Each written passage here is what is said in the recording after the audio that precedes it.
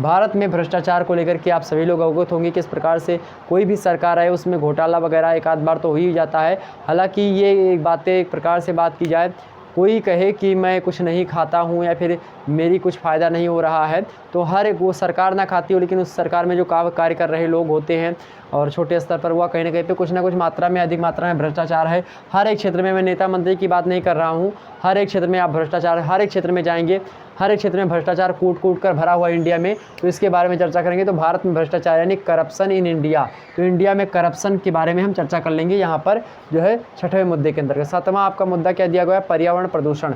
पर्यावरण प्रदूषण एक प्रकार से भारत की जटिल समस्या नहीं बल्कि विश्व स्तर की एक जटिल समस्या है।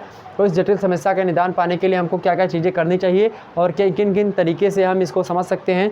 पर्यावरण प्रदूषण का तात्पर्य यहाँ पर कोई केवल जल प्रदूषण या केवल वायु प्रदूषण से नहीं होता है। पर्यावरण प्रदूषण का मतलब होता है जल प्रदूषण, वायु प्रदूषण, ध्वनि प्रदूषण, रेडियो धर्मी प्रदूषण, ऐसी प्रकार से जो अन्य प्रदूषण होते हैं सारे के सारे प्रदूषण पर्यावरण प्रदूषण के अंतर्गत आते हैं, जिसको अंग्रेजी में क्या कहते हैं? Environmental pollution. तो इन्वायरमेंटल पोल्यूशन के बारे में हम चर्चा करेंगे। उसके बाद में है आपका 8वां मुद्दा औद्योगिकरण एवं नगरीकरण। औद्योगिकरण एवं नगरीकरण का प्रभाव। ओके, क्या भाई औद्योगिकरण और नगरीकरण का प्रभाव दिया गया है, तो इसको हम चर्चा करेंगे। ये आपका चौथा पॉइंट था। तो ये था आपका 8वां पॉइंट, औद्योगिकरण एवं नगरीकरण का प्रभाव यानी impact of industrialisation and urbanisation. तो अर्बनाइजेशन मतलब क्या होता है आपका नगरीकरण या शहरीकरण, और औद्योगिकरण मतलब क्या होता है इंडस्ट्रियलाइजेशन। तो इसके बारे में चर्चा करेंगे।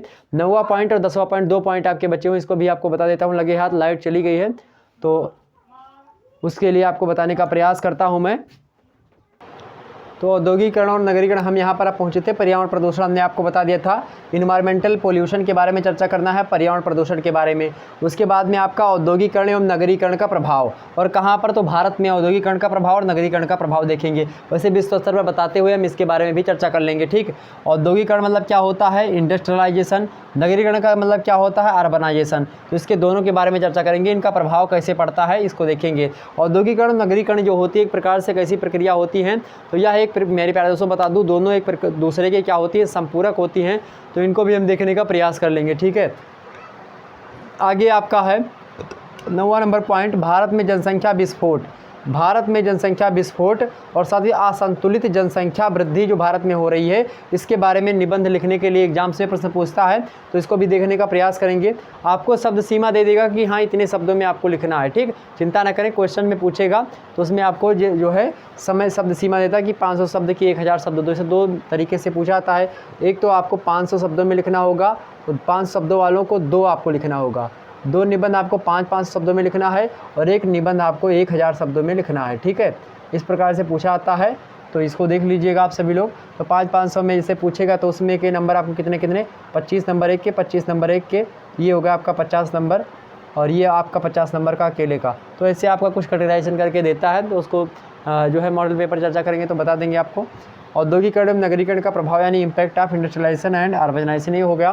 भारत में जनसंख्या विस्फोट देखेंगे। मतलब कि असंतुलित जनसंख्या वृद्धि भारत में हो ही रही है, आप सभी को पता होगा। यानी कि पॉपुलेशन जो है एक्सप्लोशन, एक्सप्लोशन या फिर एक्सप्लोजन। तो पॉपुलेशन एक्सप्लोजन के बारे में चर्चा करेंगे।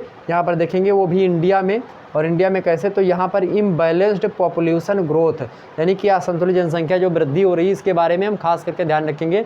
जनसंख्या वृद्धि क्यों हो रही, कैसे हो रही, कौन कौन से कारणों से हो रही है, तो इन समस्त मुद्दों को हम चर्चा करेंगे, समझने का प्रयास। ठीक, आगे है आपका नैतिकता एवं शिष्टाचार में गिरावट या कमी। क्या? नैतिकता एवं शिष्टाचार में गिरावट या फिर कमी, यानी कि डी जनरेशन इन जो है, क्या लिखा है यहाँ पर? मैनर्स, ये क्या लिखा है? मोरल। तो मोरल, तो मोरल्स यहाँ पर ये बनाइए। ठीक है, हाँ। तो नैतिकता और शिष्टाचार में गिरावट या कमी मतलब कि डिग्रेडेशन, मतलब कि D generation in moral. Moral मतलब क्या होता है? नैतिकता। मोरल्स मतलब नैतिकता, ठीक है। और मोरल मतलब क्या होता है? नैतिक। एंड माने और माइनर्स मतलब क्या होता है? तौर तरीका या फिर शिष्टाचार जिसको आप कहते हैं। तो इनमें गिरावट किस प्रकार से आई है, और गिरावट आई है तो इस कौन कौन सी गिरावट आई है और किस प्रकार से आई है, कब कब आई है, इनको देखने का प्रयास रहेगा। तो ये 10 मुद्दे आपके जो है सिलेबस में संकलित हैं, जिसको हमने आपके सामने प्रस्तुत किया। तो क्या यह व्याख्यान आपको कैसा लगा इसको भी बताने का प्रयास करें। वैसे आप सभी लोगों को पता ही होगा, इससे पहले पेपर 2 और पेपर 1 का सिलेबस अपलोड कर दिया गया है, उसको देखिए। और साथ ही साथ अन्य सब्जेक्ट का भी जल्दी आपके सामने देने का प्रयास करूँगा। तमाम सारे सब्जेक्ट की तैयारी शुक्ला HD पॉइंट चैनल पर करवाई जाती है, तो आप सभी को बिल्कुल ध्यान होगा। एक बार सभी लोग स्क्रीनशॉट ले लीजिएगा, इसका स्क्रीनशॉट ले लीजिए मेरे प्यारे दोस्तों, फटाफट से एक बार स्क्रीनशॉट ले लीजिएगा, इसको स्क्रीनशॉट लीजिए फटाफट से। सारे मुद्दे आपके क्लियर हुए होंगे।